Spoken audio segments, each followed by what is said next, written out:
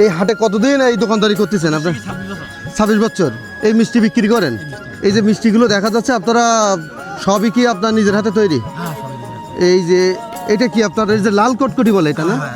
এটা লাল কটকটি। এইগুলো প্যাকেট কত? 20 টাকা। এগুলো 20 টাকা প্যাকেট না?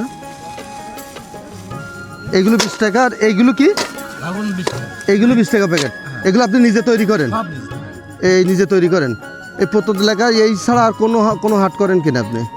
আমি আগে হাট করতাম মেলা, এখন এই ঘেরবাড়ি করতে গিয়ে আমি ছেড়ে দিই। শুধু এই হাট করেন? এই হাটটা করি আর বাজার কাটবেন করি, সভা কাটবেন করি।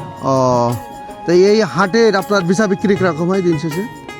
ওই 1000 গেলে 2000। তা থেকে আপনার সংসারটা চলে, পাশাপাশি এই কাজ করেন। ধন্যবাদ। এই যে হাটের যে আগের যে জৈলস, মানে আগে যে মানুষজন আসতো সেরকম আসে কিনা হাটে? সেরকম হয় না, মানুষ সেরকম আসে না। ও, এখন এই শেড হয়ে গিয়ে জি, এখন এই হাটটা একটু হয়ে গেছে। এখন আপনি চান কিনা এই হাটের জৈলসটা ধরে রাখার জন্য কি করা করণীয় মনে করেন আপনি? এই হাটটা ধরে রাখার বলতে হলো আর আসে না, হাটটা জি। ধরলো হয়। আপনি আসেন, আর অন্যজনের জন্য কি বার্তা থাকে আপনার? সবারই একই তো অবস্থা থাকে। যে সবাই আসতে হবে হাটটা থেকে।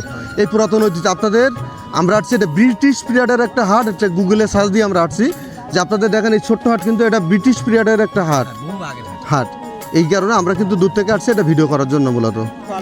তা আপনার জন্য শুভকামনা থাকলো। হ্যাঁ, আসসালামু আলাইকুম।